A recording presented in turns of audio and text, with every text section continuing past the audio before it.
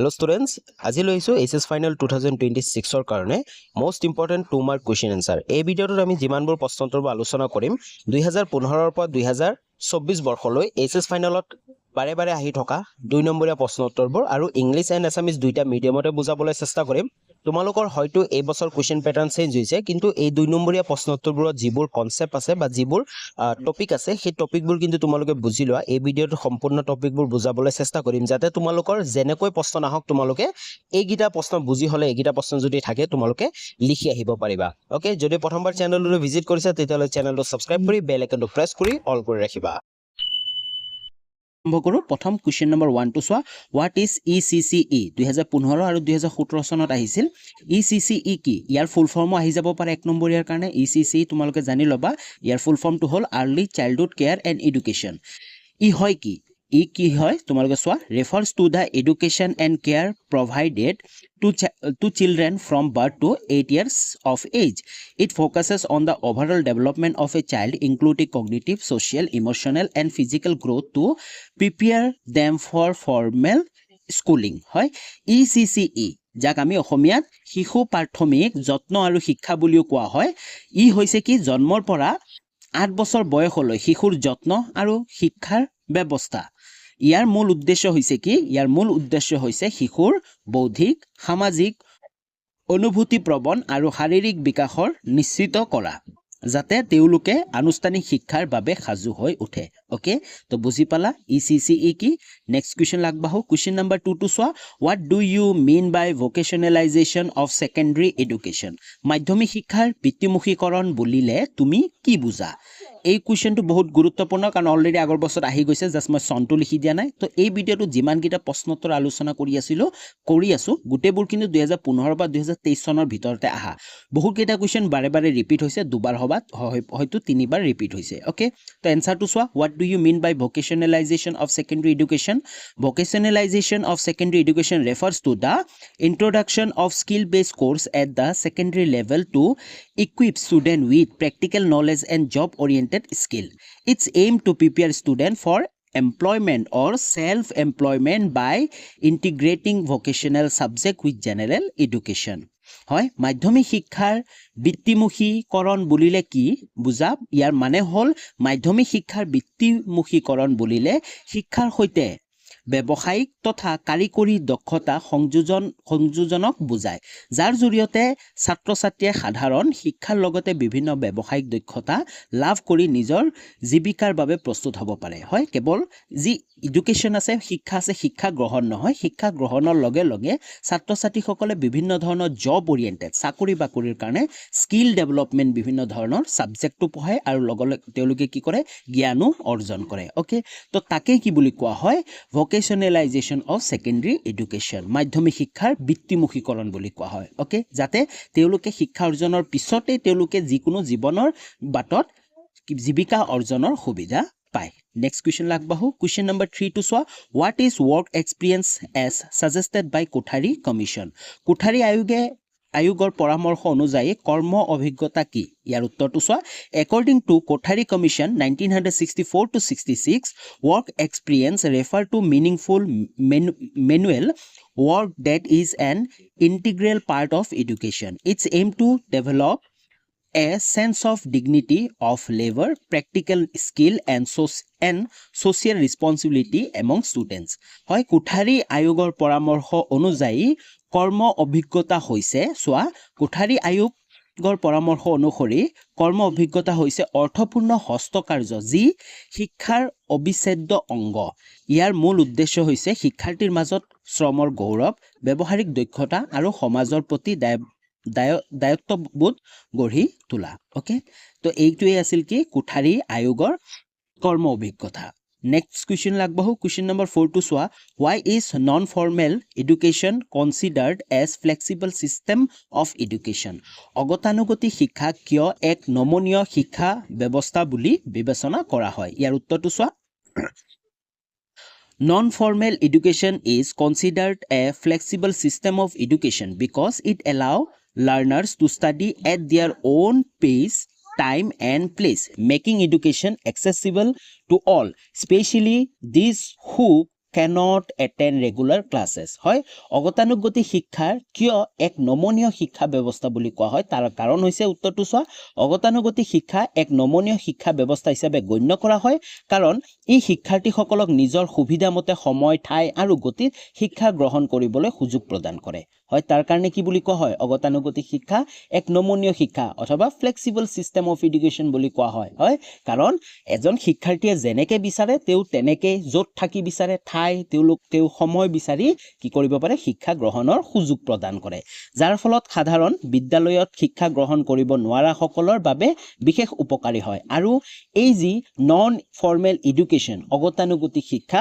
বিশেষকৈ কাৰ কাৰণে সহজ হৈ পৰিছে যিসকলে বিদ্যালয়লৈ যাব নোৱাৰে হয় কিছুমান মানুহ আছে যিসকলে কাম কৰি আছে হয়তো তেওঁলোকৰ মন আছে যে বিএ বা গ্ৰেজুৱেশ্যনটো কমপ্লিট কৰিব পৰা নাই তেওঁলোকে কাম কৰিও এই নন ফৰ্মেল এডুকেশ্যন অগতানুগতিক শিক্ষাৰ জৰিয়তে তেওঁ বিএ কমপ্লিট কৰিব পাৰিব এমএ কমপ্লিট কৰিব পাৰিব হয় বুজি পাইছা তোমালোকে যিসকলে যাব নোৱাৰে সেই বিদ্যালয়লৈ তেওঁলোকে কি কৰিব পাৰে শিক্ষা গ্ৰহণ কৰিব পাৰে ওকে নেক্সট কুৱেশ্যন আগবাঢ়ো কুৱেশ্যন নম্বৰ 5 টো চোৱা write two characteristics of distance education দূৰ শিক্ষাৰ দুটা বৈশিষ্ট্য লিখা একেবাৰে সহজ ইয়াৰ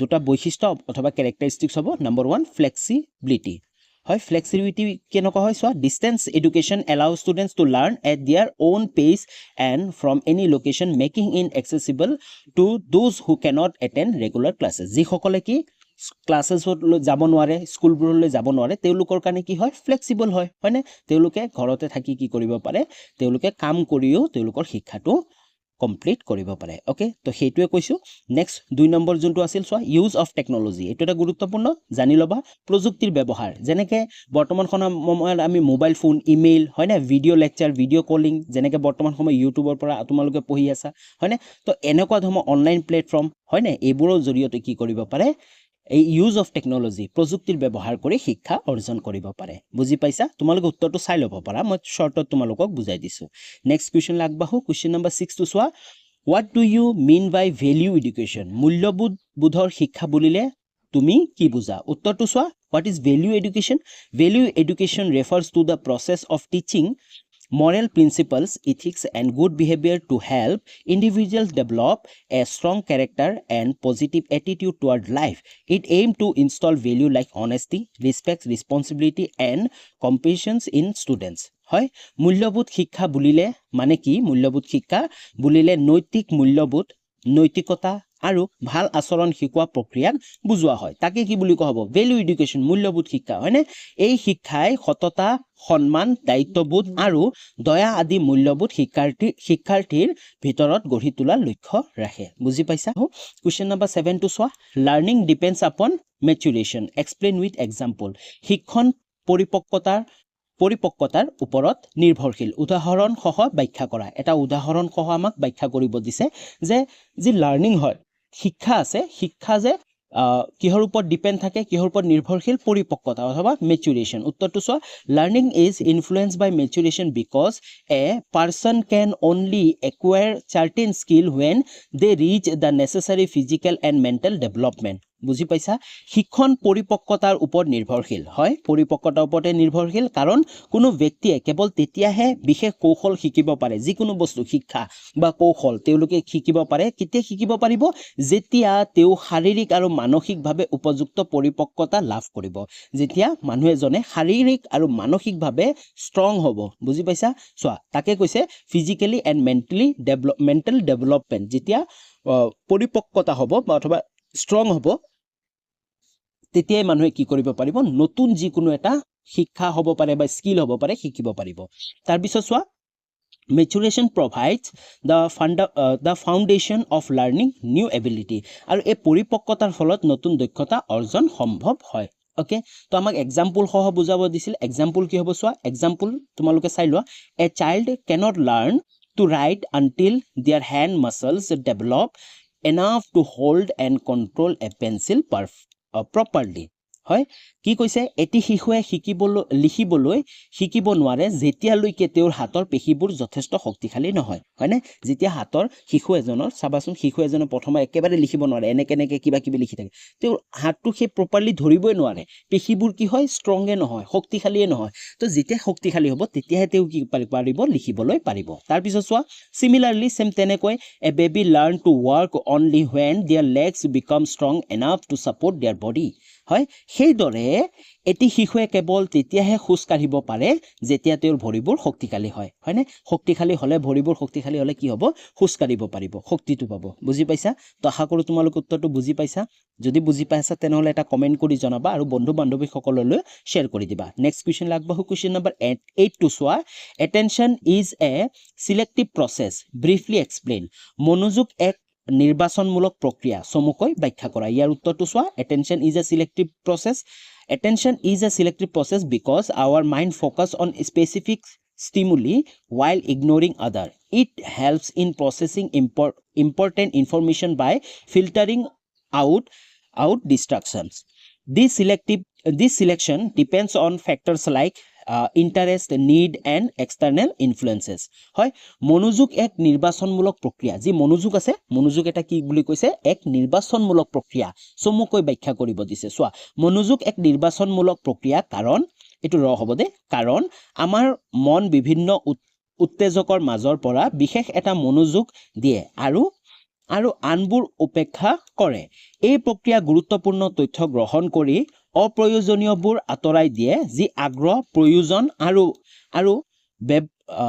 বাহ্যিক প্ৰভাৱৰ ওপৰত নিৰ্ভৰ কৰে ওকে নেক্সট কুৱেশ্যন আগবাঢ়ো কুৱেশ্যন নম্বৰ 9 টো চোৱা mention two important characteristics of learning শিক্ষাৰ দুটা গুৰুত্বপূৰ্ণ বৈশিষ্ট্য উল্লেখ কৰা একেবাৰে সহজ উত্তৰটো চাই লোৱা প্ৰথম যোনটো বৈশিষ্ট্য এইটো হ'ল learning is a continuous process হয় শিক্ষণ এটা নিৰৱচ্ছিন্ন প্ৰক্ৰিয়া it's happen throughout life and it's not limited to a specific time or place আৰু যি এই শিক্ষণ আছে বা শিক্ষা আছে এটা কি নিৰৱচ্ছিন্ন প্ৰক্ৰিয়া হয় ই জীৱনৰ সমগ্ৰ সময় জুৰি চলি থাকে আৰু কোনো নিৰ্দিষ্ট সময় বা স্থানত সীমিত নহয় ওকে এইটো এটা কি মেইন characteristics বা বৈশিষ্ট্য 2 নম্বৰ বৈশিষ্ট্য যেহেতু দুটা লিখিব দিছিল 2 নম্বৰ বৈশিষ্ট্যটো চোৱা learning brings about A change in behaviour হয় কি কৈছে যে শিক্ষণ আচৰণৰ পৰিৱৰ্তন আনে কেনেকৈ আনে চোৱা it's result in permanent or semi permanent changes in knowledge skill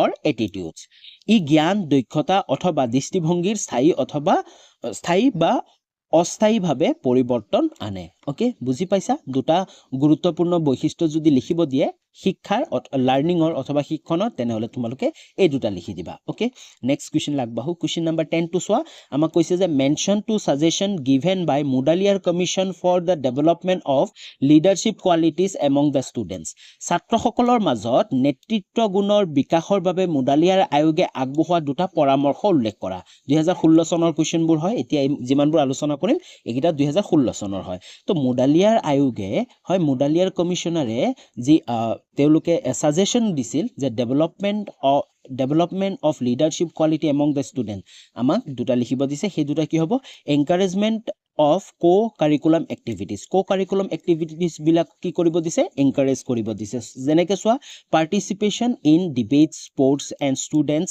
organisation to build confidence and leadership skill হয় প্ৰথমটো কি হৈছে অপাঠ্যক্ৰমিক কাৰ্যকলাপ যিমানবোৰ আছে সেইবোৰক কি কৰিব দিছে উৎসাহ জগাব দিছে যেনে খেল ধেমালিৰ লগতে ছাত্ৰ সংগঠনৰ সৈতে জড়িত হৈ আত্মবিশ্বাস আৰু নেতৃত্ব গুণ গঢ়ি তুলিবলৈ উৎসাহ কৰা 2 নম্বৰ characteristics চোৱা বৈশিষ্ট্যটো চোৱা democratic school environment providing opportunity for students to take responsibility in school activities and decision making processes হয় গণতান্ত্ৰিক বিদ্যালয় পৰিৱেশটো গণতান্ত্ৰিক বনাব দিছে যাতে বিদ্যালয়ৰ বিভিন্ন কাৰ্যকলাপ আৰু সিদ্ধান্ত গ্ৰহণ প্ৰক্ৰিয়াত ছাত্ৰসকলৰ দায়িত্ব লোৱাৰ সুযোগ প্ৰদান কৰা হয় যেনে ধৰণে স্কুলবিলাকত কি কৰা হৈছে যেনে ইলেকশ্যনবোৰ পাতা হয়নে যি মন্ত্ৰী নিৰ্বাচন কৰা হয় প্ৰেছিডেণ্ট নিৰ্বাচন কৰা হয় তো তেওঁলোকে কি কৰিব পাৰে বিদ্যালয়সমূহত যিকোনো দায়িত্ব লোৱাৰ সুযোগ প্ৰদান কৰিব দিছে তো এই দুটা আছিল যেহেতু দুটা লিখিব দিছিল মুডালিয়াৰ কমিশ্যনে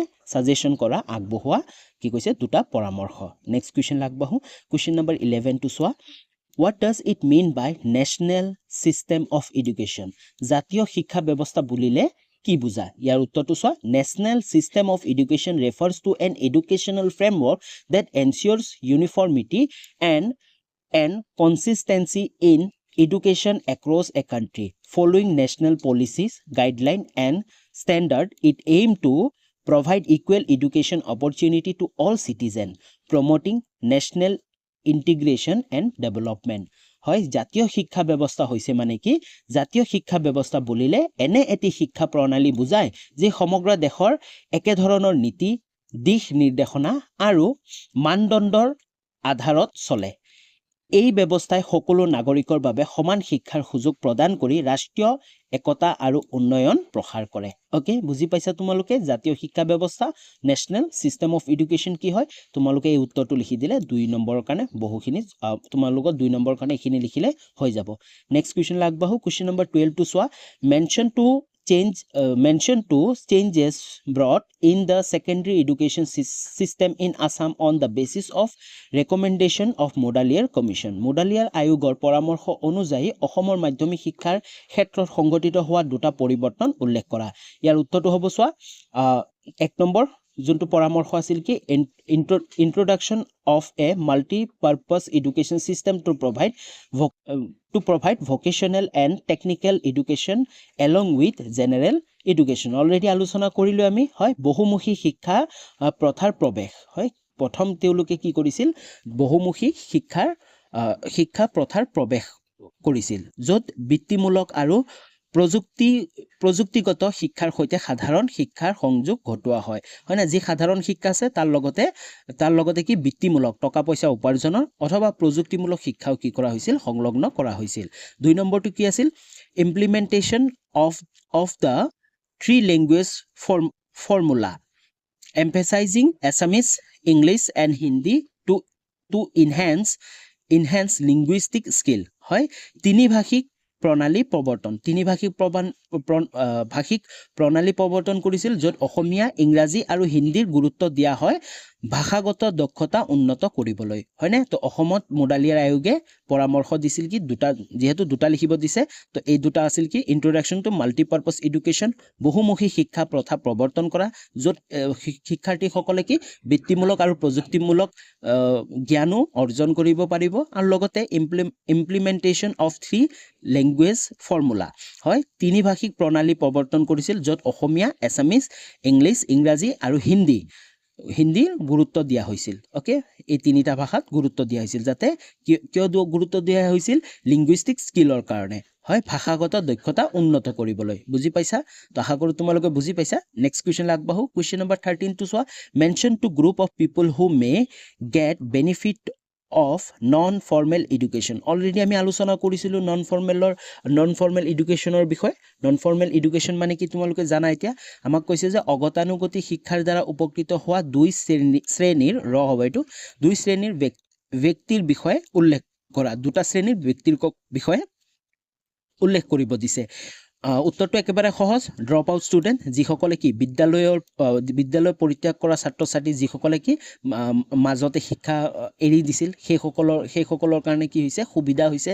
যেনে those who left formal schooling early can continue their education through non formal learning programme. হয়,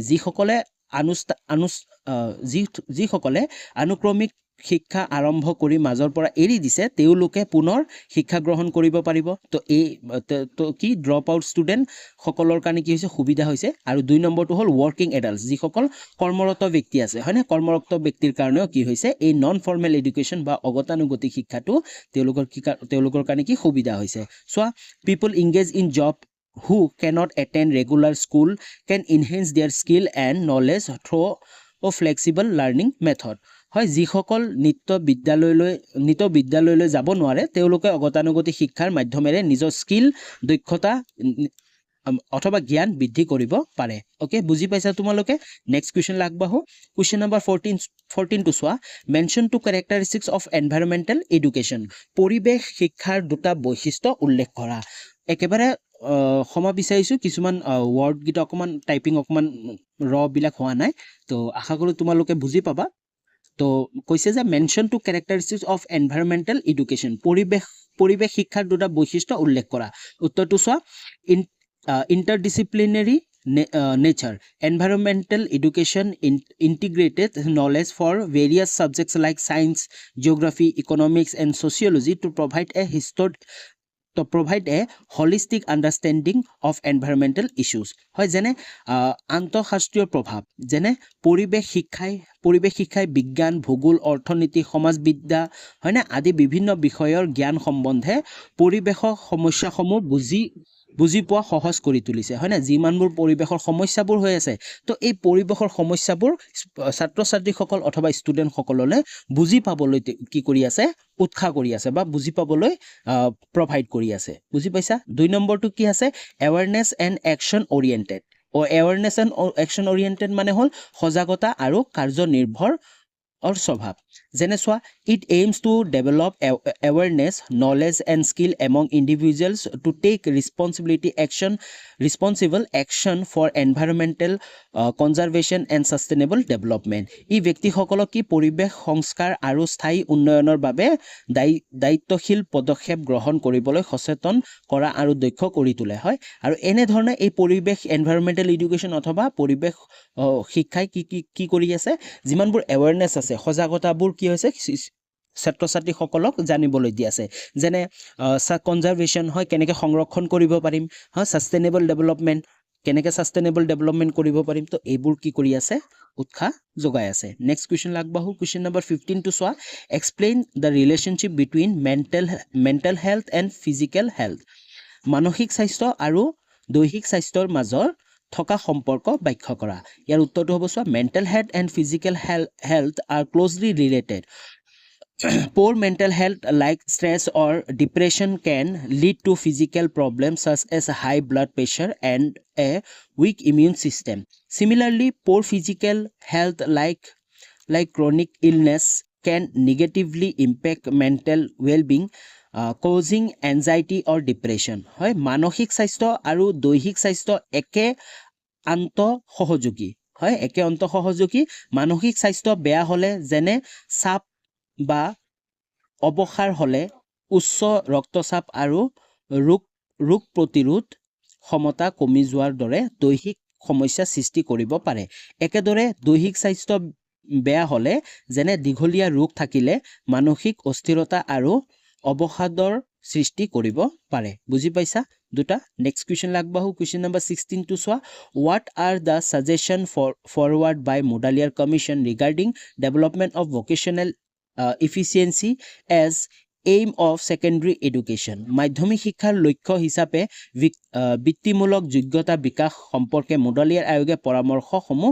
কি দিছিল তো এই কোৱেশ্চনত 2017 কিন্তু এই কোৱেশ্চনটো অলৰেডি আমি আলোচনা কৰি আহিছো সোৱা তোমালোকে জাস্ট কোৱেশ্চনটো অকমান চেঞ্জেস কৰি দিছে হয়নে তো কেনেকুৱা আছিল ডাইভাৰ্সিফিকেশন অফ কোৰ্সবোৰ কি কৰা হৈছিল ডাইভাৰ্সিফিকেশন কৰা হৈছিল হয়নে ওয়াৰ্কস এক্সপেৰিয়েন্সেস আমি আলোচনা কৰিছো প্ৰ্যাকটিক্যাল ট্ৰেইনিংবোৰ কি কৰিছিল সংলগ্ন কৰিছিল হয়নে পাঠ্যক্ৰমৰ বৈচিত্ৰ্যকৰণ বিভিন্ন ধৰণৰ যিমানবোৰ পাঠ্যক্ৰম আছিল সেইবোৰ লগতে যেনেকৈ স্কিল বেস সাবজেক্টবোৰ কি কৰিছিল সংলগ্ন কৰিছিল কাৰ্যকৰী অভিজ্ঞতা আৰু প্ৰযোজ্য প্ৰশিক্ষণ যেনে হাতে কলমে প্ৰশিক্ষণ আৰু কামত অভিজ্ঞতাৰ ওপৰত গুৰুত্ব আৰোপ Okay, next question লাগবাহু question number 17 to soa why non-formal education is considered as a supportive system of education অগতানুগতিক শিক্ষা কিয় এক সহায়কাৰী শিক্ষা ব্যৱস্থা হিচাপে বিবেচনা কৰা হয় অলৰেডি আলোচনা কৰিছো জাস্ট ইয়াতে অকমান চেঞ্জেস কৰি দিছে কোৱেশ্চনটো বাট লিখিলে সেম লিখিব লাগিব সোৱা উত্তৰটো সোৱা non formal education is considered a supportive system of education because it's provide flexible হয় আমি আলোচনা কৰিছিলো ফ্লেক্সিবল হয় এক্সেসিবল হয় and skill based learning opportunity outside the formal school system it helps individuals who cannot access formal education due to various reasons like financial constraints age or location so অগতানুগতিক শিক্ষা এক সহকাৰী শিক্ষা ব্যৱস্থা হিচাপে বিবেচনা কৰা হয় কাৰণ ই আনুষ্ঠানিক শিক্ষাৰ বাহিৰেও সহজলভ্য নমনীয় আৰু স্কিল বেছ শিক্ষাৰ সুযোগ প্ৰদান কৰে এই ব্যৱস্থাই সেইসকল ব্যক্তিক সহায় কৰে যিসকলে বিত্তীয় অসুবিধা অথবা বয়স অথবা অৱস্থান যিকোনো এটা লোকেশ্যনৰ বাবে কি কৰে আনুষ্ঠানিক শিক্ষা গ্ৰহণ কৰিব নোৱাৰে তো সেইসকল ব্যক্তিক কি কৰে এই নন ফৰ্মেল এডুকেশ্যনে কি কৰে নন ফৰ্মেল এডুকেশ্যন কি হয় ছাপৰ্টিভ হয় সহায়কাৰী হয় বুজি পাইছা নেক্সট কুৱেশ্যন লাগব ওকে নেক্সট কুৱেশ্যন 18 নম্বৰ কুৱেশ্যনটো চোৱা ডিসক্ৰাইব টু হ'ব এইটো two important problems of secondary education in Assam অসমৰ মাধ্যমিক শিক্ষাৰ দুটা সমস্যা বৰ্ণনা কৰা ইয়াৰ উত্তৰটো চোৱা দুটা সমস্যা কি হ'ব অসমৰ যি ছেকেণ্ডেৰী এডুকেশ্যন আছে প্ৰথম সমস্যাটো হ'ব লেক অফ ইনফ্ৰাষ্ট্ৰাকচাৰ হয় ইনফ্ৰাষ্ট্ৰাকচাৰৰ কি হৈছে বহুত কমি হৈ আছে হয়নে বিভিন্ন যেনেকুৱা আমাৰ ক্লাছৰুমবোৰ কি আছে ক্লাছৰুমবোৰ প্ৰপাৰ নহয় হয়নে বিভিন্ন সমস্যা তাৰপিছত তোমালোকৰ টিচিং মেটেৰিয়েলবোৰ হয়নে তো এইবোৰৰ কি সমস্যা দেখা এইবোৰৰ সমস্যাবোৰ প্ৰধান সমস্যা তাৰপিছত চোৱা 2 নম্বৰ টিচাৰ শৰ্টেজ চোৱা there is a shortage of qualified teacher leading to an imbalance in the student teacher ratio' and affecting the quality of education হয় চোৱা শিক্ষকৰ অভাৱ যেনে যোগ্য শিক্ষকৰ অভাৱৰ বাবে শিক্ষাৰ গুণগত মান ক্ষতিগ্ৰস্ত হয় আৰু ছাত্ৰ শিক্ষকৰ অনুপাত অসমান হৈ পৰে হয়নে অসমান হৈ পৰে বুজি পাইছা তো দুটা যদি প্ৰবলেম বা সমস্যা লিখিব দিয়া তেনে তোমালোকে কি ক'বা যে ইনফ্ৰাষ্ট্ৰাকচাৰৰ অভাৱ হ'ব পাৰে লগতে শিক্ষকৰ অভাৱ নেক্সট কুৱেশ্যন লাগবাহো কুৱেশ্যন নম্বৰ 19 টো চোৱা mention two benefits of imparting physical education in school বিদ্যালয়ত শাৰীৰিক শিক্ষা প্ৰদানৰ দুটা উপকাৰিতা উল্লেখ কৰা ইয়াৰ উত্তৰটো শাৰীৰিক যি শিক্ষা আছে হয় ফিজিকেল এডুকেশ্যন যদি বিদ্যালয়ত প্ৰদান কৰাৰ তাৰ দুটা উপকাৰিতা লিখিব দিছে উত্তৰটো চোৱা ইনহেন্সেছ ফিজিকেল ফিটনেছ হয়নে শাৰীৰিক সুস্থতা বৃদ্ধি কৰিব আৰু লগতে প্ৰমোটছ মেণ্টেল ৱেলবিং যি মানসিক যি ভাল পৰা প্ৰসাৰিত কৰে চোৱা ইনহেন্সিং ফিজিকেল ফিটনেছ কি হ'ব it's help student stay active develop strength and maintaining overall health ই কি কৰিব ছাত্ৰ ছাত্ৰীৰ স্বাস্থ্য উন্নত কৰে আৰু শাৰীৰিক সক্ষমতা বৃদ্ধিত সহায় কৰে তাৰপিছত চোৱা ফিজিকেল এক্টিভিটিজ ৰিডিউচ ষ্ট্ৰেছ হয় ই মানসিক চাপ কমাব লগতে ইম্প্ৰুভ কনচেনট্ৰেশ্যন মনোযোগ বৃদ্ধি কৰিব লগতে এণ্ড বুষ্ট কনফিডেন্স আত্মবিশ্বাস কি কৰিব উন্নত কৰিব ওকে তো তাৰ কাৰণে ফিজিকেল এডুকেশ্যন অথবা শাৰীৰিক শিক্ষা বিদ্যালয়ত অতিকৈ জৰুৰী বুজি পাইছা নেক্সট কুৱেশ্যন লাগবাহো কুৱেশ্যন নম্বৰ 22 চোৱা learning is nothing but process of solving problem Learning is nothing but a process of solving problem. What is your view?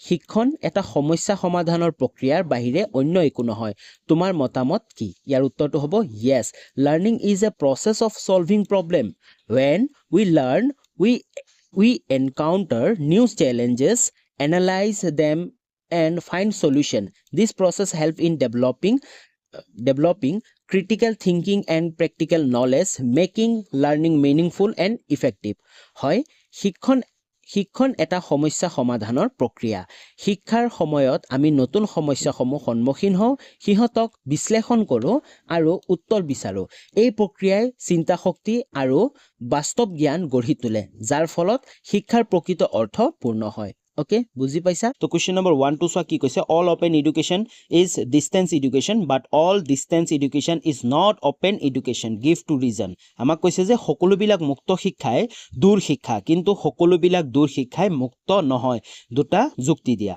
ইয়াৰ উত্তৰটো চোৱা নম্বৰ 1 কিয় নহয় এক নম্বৰটো হ'ব এক্সেছ ৰেষ্ট্ৰিকশ্যনছ ওকে কি কৈছে প্ৰৱেশৰ সীমাবদ্ধতা হয়নে distance education may have entry requirement whereas open education allow learning without formal qualification number 2 flexibility differences open education is more flexible in terms of pace and resources while distance education may have structure schedule and assessments অসমীয়াত চাই লোৱা প্ৰৱেশৰ সীমাবদ্ধতা দূৰ শিক্ষাত কেতবোৰ প্ৰৱেশৰ যোগ্যতা প্ৰয়োজন হয় কিন্তু মুক্ত শিক্ষাত এনে বাধা নাথাকে তাৰপিছত চোৱা যোনটো লচনীয়তা অথবা ফ্লেক্সিবল চোৱা মুক্ত শিক্ষা অধিক ফ্লেক্সিবল হয় কিন্তু দূৰ শিক্ষা বিশেষ সময়সূচী আৰু মূল্যায়নৰ অধীনত থাকিব পাৰে ওকে নেক্সট কুৱেশ্যন লাগবাহো কুৱেশ্যন নম্বৰ 2 টু চোৱা why non formal education is called complementary to formal education right to reason অগতানুগতিক শিক্ষাক আনুষ্ঠানিক শিক্ষাৰ পৰিপূৰক বুলি কিয় কোৱা হয় দুটা কাৰণ লিখা ইয়াৰ উত্তৰটো হ'ব কি সেম আমি যোনগিটা পঢ়ি আছিলো চোৱা ফ্লেক্সিবল লাৰ্নিং হয় না আৰু 2 নম্বৰটো হ'ব স্কিল ডেভেলপমেন্ট হয় যে সুবিধা আছে কি সুবিধা আনুষ্ঠানিক শিক্ষাৰ বাহিৰেও শিক্ষাৰ সুযোগ প্ৰদান কৰে হয় না আনুষ্ঠানিক শিক্ষা প্ৰদান কৰে এই অগতানুগতিক শিক্ষাই কিন্তু তাৰ উপৰিও কি কৰে যাৰ জৰিয়তে শিক্ষাৰ্থীয়ে অতিৰিক্ত জ্ঞান আৰু কৌশল লাভ কৰিব পাৰে তাৰ উপৰিও আৰু বিভিন্ন ধৰণৰ শিক্ষা কি কৰে প্ৰভাইড কৰে যাৰ জৰিয়তে শিক্ষাৰ্থীসকলে অতিৰিক্ত জ্ঞান আৰু কৌশল লাভ কৰিব পাৰে 2 নম্বৰটো হ'ল কি দক্ষতা বিকাশ স্কিল ডেভেলপমেন্ট কি কৰে ফোকাস কৰে স্কিল ডেভেলপমেন্ট যেনে ভোকেশনাল স্কিল ইলবোৰৰ ওপৰত ফোকাস কৰে হয়নে ওকে ব্যৱসায়িক আৰু ব্যৱহাৰিক শিক্ষাৰ সুযোগ দিয়ে যিয়ে আনুষ্ঠানিক শিক্ষাক সহায় কৰে আৰু ব্যক্তিগত তথা পেছাগত বিকাশ ঘটায় okay next question লাগবাহু question number 3 to soa mention to characteristics of population education জনসংখ্যা শিক্ষাৰ দুটা বৈশিষ্ট্য উল্লেখ কৰা ইয়াৰ উত্তৰটো চাই লোৱা mention to characteristics of population education awareness oriented এই যোনবিলা population education বুৰ এবোৰ কি হয় awareness oriented হয় আৰু লগতে interdisciplinary nature থাকে হয়নে এটা সাবজেক্টতে বহুত গিটা সাবজেক্টৰ নলেজ মানে জ্ঞান দিয়া হয় তাকে কৈছে interdisciplinary বহুত গিটা একেলগ হৈ থাকে ওকে সোয়া awareness oriented কেনেকুৱা হয় it helps individuals understand populations issue and their impact on society হয় সচেতনতামূলক কেনেকুৱা হয় ই ব্যক্তিসকলক জনসংখ্যাৰ সমস্যাসমূহ আৰু তাত সমাজৰ প্ৰভাৱ বুজিবলৈ সহায় কৰে তাৰ লগতে ইন্টাৰডিসিপ্লিনাৰী নেচাৰ যেনেকৈ কি হয় it combines knowledge from various subjects like geography economics sociology and biology আৰু ই আন্তঃশাস্ত্ৰীয় স্বৰূপ ই ভূগোল অৰ্থনীতি সমাজ বিজ্ঞান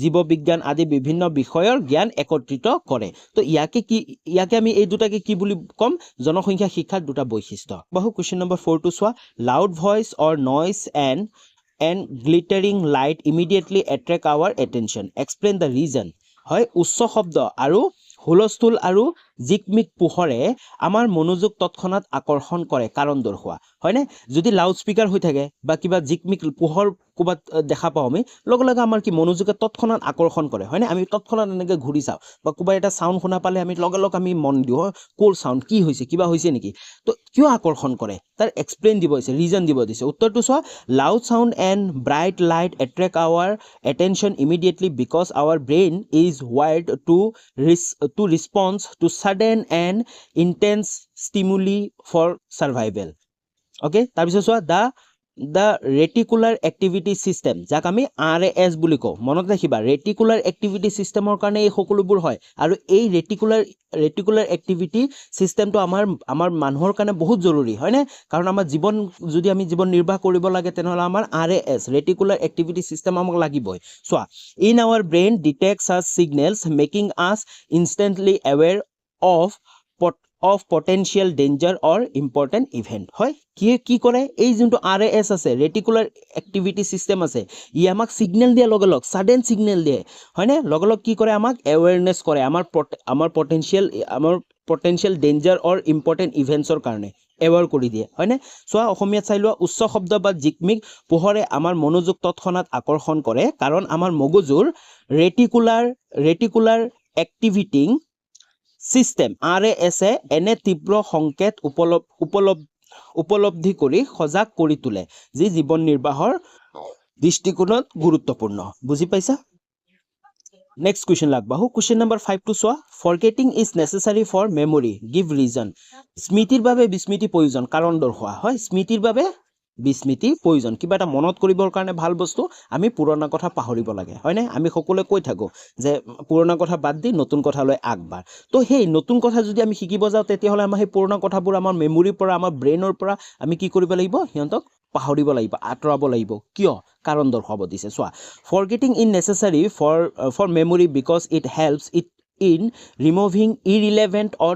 outdated information হয় কি কৈছে irrelevant and outdated information বোৰ কি কৰে ৰিমুভিং কৰা ইম্পৰ্টেন্ট কিয় making space for new important memories যেনে আমাৰ মোবাইলতো কি হয় স্পেস যেতিয়া ফুল হৈ যায় হয় না তেতিয়া আমি কি কৰো আমি আমি কৰোঁ কিবা জাংক ফাইলবোৰ আছে নেকি, কিবা পুৰণা কিবা ইম্পৰ্টেণ্ট ডকুমেণ্ট আছে নেকি, কিবা ফটো আছে নেকি, কিবা ভিডিঅ' আছে নেকি, যোনবিলাক আমাৰ প্ৰয়োজনীয় নহয়, আমি কি কৰোঁ সেইবোৰ ডিলিট কৰোঁ, হয়নে? সেইবোৰ আমি কি ডিলিট কৰি দিওঁ, আৰু ডিলিট কৰি আমি নতুন ফটোজবোৰ এড কৰোঁ বা নতুন কিবা এটা ডকুমেণ্ট লওঁ, হয়নে? তো ছেইম তেনেকুৱাই হয় আমাৰ ব্ৰেইনৰ লগত। আমি পুৰণা যিবোৰ ইৰিলেভেণ্ট, যোনবোৰ আমাৰ দৰকাৰী নহয়, অদৰকাৰী কথাবোৰ, সেইবোৰ আমি পাহৰি যাওঁ নিজে নিজে, হয়নে? আৰু নতুন কথাবোৰ আমি মনত ৰাখোঁ।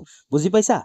So it also allow the brain to focus on essential information and improves learning and adaptation. হয়, আৰু এইটোৱে কি কৰে? Focus on essential information and improve learning and adaptation. আৰু কি কৰে? Improve কি কৰে? Learningত আৰু adaptationত improvement হয়। অ'কে, তাৰপিছত অসমীয়াৰ কাৰণে স্মৃতিৰ বাবে বিস্মৃতিৰ প্ৰয়োজন, কাৰণ এই অপ্ৰয়োজনীয় বা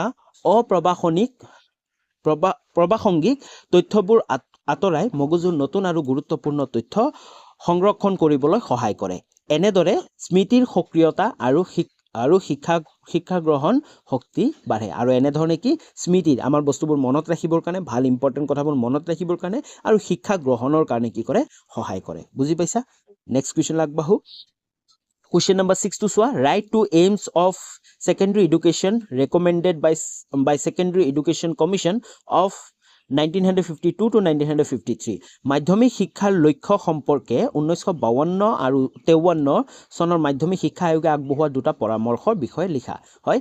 এই যোনটো সময়কাল আছে, এই সময়কালত যি মাধ্যমিক শিক্ষা আছে, শিক্ষা ব্যৱস্থাই আগবঢ়োৱা দুটা পৰামৰ্শ আমাক লিখিব দিছে। অ'কে, তো কি হ'ব? চোৱা, প্ৰথম যোনটো পৰামৰ্শটো আছিল সেইটো হ'ল ডেভেলপমেণ্ট অফ ডেমক্ৰেটিক চিটিজেনশ্বিপ, হয়নে? গণতান্ত্ৰিক নাগৰিকত্বৰ বিকাশ কৰা। আৰু 2 নম্বৰটো আছিল ইম্প্ৰুভমেণ্ট অফ ভকেশ্যনেল ইফিচিয়েঞ্চি, হয়নে? 2 নম্বৰটো কি আছিল? ব্যৱসায়িক দক্ষতা উন্নতি কৰা। শিক্ষাৰ্থীসকলৰ কাৰণে যি ডেভেলপমেণ্ট অফ ডেমক্ৰেটিক চিটিজেনশ্বিপ, যেনে the commission emphasize fostering qualities like discipline, হয়, cooperation and social responsibility to prepare students for active participation in a democratic society. হয়, শৃংখলা, সহযোগিতা, সামাজিক দায়বদ্ধতাৰ বাবে গুণাৱলী বিকাশ কৰি শিক্ষাৰ্থী গণতান্ত্ৰিক সামাজিক সক্ৰিয় সদস্য হিচাপে গঢ়ি তোলাৰ ওপৰত গুৰুত্ব দিয়া হৈছিল। যেনে স্কুলবোৰত কি কৰিছিল? স্কুলবোৰত কি হয়? স্কুলবোৰত ইলেকশ্যন হয়, দেখা পাইছা? ষ্টুডেণ্টবিলাকৰ বহুতখিনি কিমান দায়িত্ব দি দিয়া হয় যে তোমালোকে এইটো কাম কৰিবা, সাংস্কৃতিক বিভাগৰ কাম কোনোবা এজনে কৰিবা, তেওঁ গোটেই দায়িত্বটো লয়, হয়নে? তো এইটোৰ দ্বাৰা কি হয়? ষ্টুডেণ্টজনক ডেভেলপমেণ্ট কৰা হয়, হয়নে? তাৰপিছত 2 নম্বৰ কি আছিল? ইম্প্ৰুভমেণ্ট অফ ভকেশ্যনেল ইফিচিয়েঞ্চি, যেনে it's recommended vocational and technical education to equip students with practical skill for employment and self sufficient. কি কৰা হয়? চোৱা, শিক্ষাৰ্থীক কাৰিকৰী আৰু ব্যৱসায়িক শিক্ষা যোগান ধৰি স্বনিয়োজিত আৰু কৰ্ম সংস্থাপনৰ দক্ষতা প্ৰদানৰ পৰামৰ্শ দিয়া হৈছিল, হয়নে? আৰু বিভিন্ন ধৰণৰ যি ভকেশ্যনেল এক্টিভিটিবোৰ আছে, হয়নে? স্কিল ডেভেলপমেণ্ট ছাবজেক্টবোৰ আছে, তো সেইবোৰো কি কৰা হৈছিল? এড কৰাৰ নিৰ্দেশ দিয়া হৈছিল, যাতে ষ্টুডেণ্টবিলাকে জেনেৰেল যোনটো এডুকেশ্যন আছে সেইটোও ল'ব, তাৰ লগে লগে তেওঁলোকে নতুন কিবা এটা কাৰিকৰী বিদ্যাও অৰ্জন কৰিব, যাৰ কাৰণে তেওঁলোকে কি হ'ব লাগে? ছেল্ফ ছাফিচিয়েণ্ট হ'ব পাৰিব। পঢ়া শেষ হোৱাৰ পিছতে তেওঁলোকে নিজে কিবা এটা কৰিব পাৰিব। বুজি পাইছা? তোমালোকে লিখিব পাৰিবা। নেক্সট কুৱেশ্যন আগবাঢ়ো। কুৱেশ্যন নম্বৰ 7 to চোৱা, write two important of vocationalization of secondary education. Same question হ'ব, ছেইম একেই লিখিব লাগিব, জাষ্ট অকণমান ডিফাৰেঞ্চ আছে। কুৱেশ্যনটো চোৱা, মাধ্যমিক শিক্ষাৰ বৃত্তিমুখীকৰণৰ দুটা প্ৰয়োজনীয়তা। কিয় বৃত্তিমুখীকৰণ কৰিছিল? তাৰ প্ৰয়োজনীয়তা কি আছিল? তাৰ বিষয়ে লিখিব দিছে। ইয়াৰ উত্তৰটো একেবাৰে সহজ হ'ব। কি হ'ব? এমপ্লয়মেণ্ট অপৰচুনিটি, হয়নে?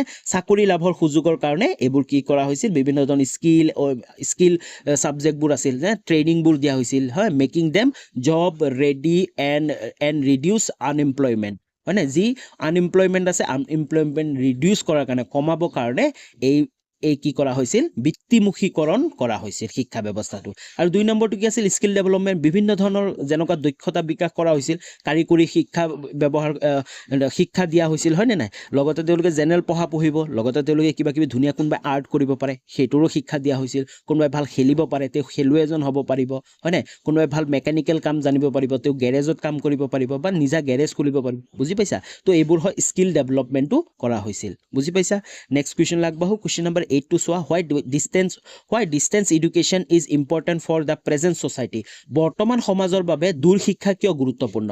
হয়, একেবাৰে সহজ, তোমালোকে জাষ্ট লিখি দিলে কিয় কিয় গুৰুত্বপূৰ্ণ বৰ্তমান সময়ৰ কাৰণে ডিষ্টেন্স এডুকেশ্যন তোমালোকে দেখাই পাই আছা হয়নে চোৱা distance education is important for the present society because it provides flexible learning opportunity for students and working professionals allowing them to study for anywhere without attending regular classes বুজি পাইছা It is especially benefit for those in remote area যোনে remote এৰিয়াবোৰত থাকে হয় না গাঁও অঞ্চলত বহুত য'ত শিক্ষাৰ সুবিধা নাই তেওঁলোকৰ কাৰণে সুবিধা হৈছে তাৰপিছত পিপুল উইথ ফাইনেন্সিয়েল যেনেকুৱা কণ্ডিশ্যনত থাকিব কোনোবাই যদি কিবা ফাইনেন্সিয়েল কণ্ডিশ্যনৰ কাৰণে স্কুলত ভাল পইচা দি পঢ়িব পৰা নাই তেওঁলোকে কি কৰিব এই ডিষ্টেঞ্চ দূৰ শিক্ষা কম পইচাত পঢ়িব পাৰিব লগতে and individuals who need to blank work and education কোনোবা এজন আছে যোনে কাম কৰি আছে কিন্তু তাৰ লগতে তেওঁ শিক্ষাটোও কমপ্লিট কৰিব পাৰিব বুজি পাইছা চোৱা এই শিক্ষাৰ ক্ষেত্ৰত নমনীয়তা প্ৰদান কৰা হয় যিয়ে দূৰৱৰ্তী আৰু অঞ্চলৰ ছাত্ৰ ছাত্ৰী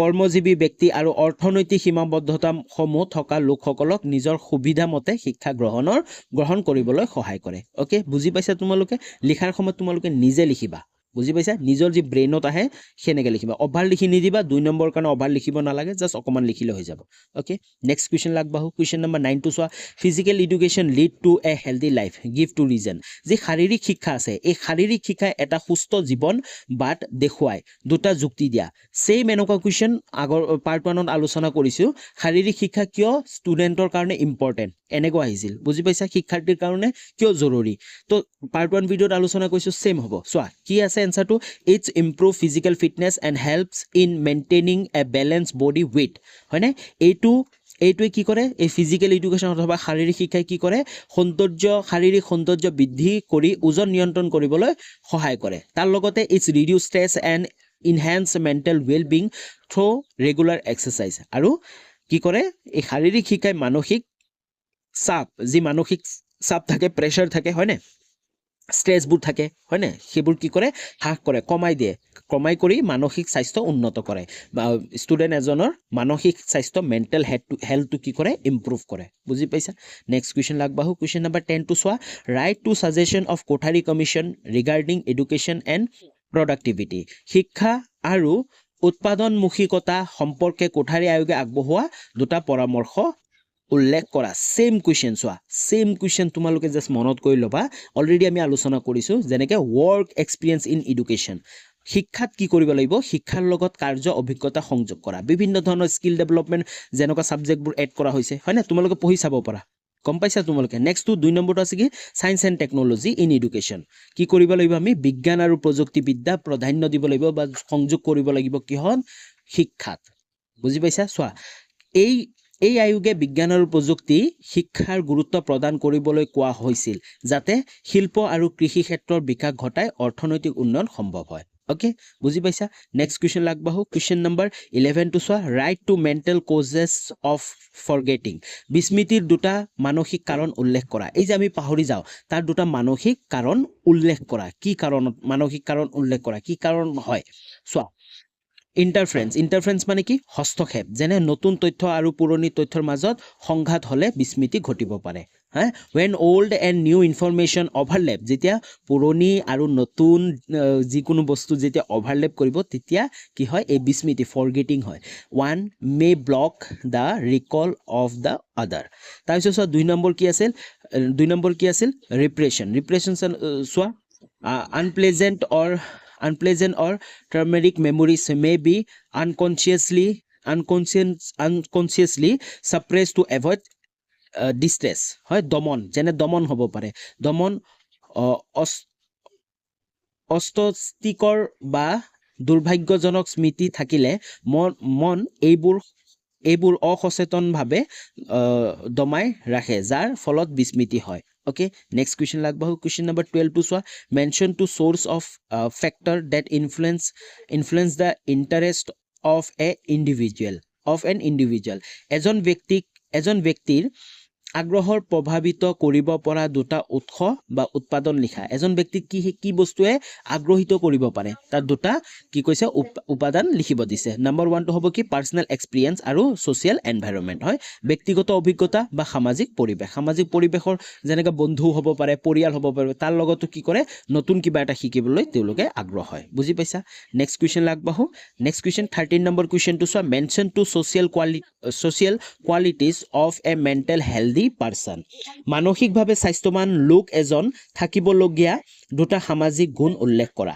ইয়াৰ উত্তৰটো হ'ব নাম্বাৰ 1 টো চোৱা গুড কমিউনিকেশ্যন স্কিল যি মানজন আছে তেওঁ কি হ'ব ভাল মানসিকতা ব্যক্তিজনৰ ভাল যোগাযোগ কৌশল থাকিব লাগিব লগতে এবিলিটি টু মেইনটেইন ৰিলেশনশ্বিপ যেনে সম্পৰ্ক বজাই ৰখাৰ ক্ষমতা থাকিব লাগিব সেই মানুহজন কি হ'ব মানসিকভাৱে স্বাস্থ্যৱান হ'ব বুজি পাইছা ওকে তোমালোকে পঢ়ি চাব পাৰা নেক্সট কোৱেশ্চন লাগবাহু কোৱেশ্চন নম্বৰ 14 টো চোৱা write two important of vocationalization of secondary education in India already আমি আলোচনা কৰিলো কোৱেশ্চনটো ডাইৰেক্ট ৰিপিট হৈ গৈছে মানে ডাইৰেক্ট ৰিপিট হোৱা নাই বাট ৰিপিটে হৈছে অলপ বেলেগ আহিছে চোৱা ভাৰতবৰ্ষত মাধ্যমিক শিক্ষাৰ বৃত্তিমুখীকৰণৰ দুটা প্ৰয়োজনীয়তা উল্লেখ কৰা যি আমি অলপ আগত পঢ়ি আহিছিলো কোঠাৰী আয়োগৰ কথা সেম দুটাই লিখি দিলে হৈ যাব যেনে এমপ্লয়মেন্ট অপৰচুনিটি আৰু ইকনমিক ডেভেলপমেন্ট ওকে পঢ়িছিলো আমি চাকৰি লাভৰ সুযোগ আৰু অৰ্থনৈতিক উন্নয়ন বুজি পাইছা